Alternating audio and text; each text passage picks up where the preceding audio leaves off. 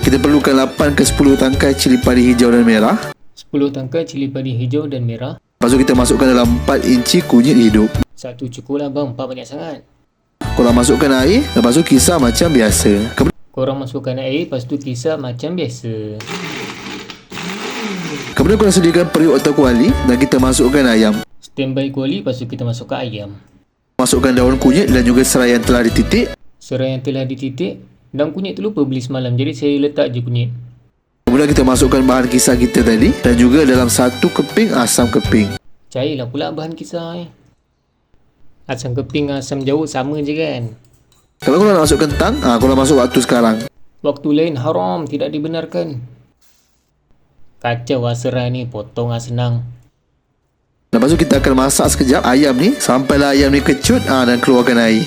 Masak kejap ayam ni sampai kecut keluar air. Kemudian baru kita masukkan dalam setengah kotak santan. Piu piu piu piu piu piu piu piu. Sambung masak lagi. Waktu ni jangan berhenti kacau dengan api yang slow je. Okey, baik tuan. Arahan diterima.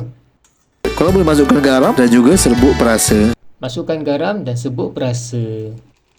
Kemudian siaplah kita punya ayam masak lemak cili padi. Ni kira jadilah ni kan. Nampak macam bekas macam lah. Tada!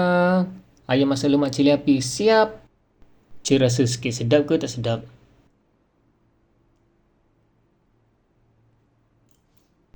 Rasa macam makcik saya masak.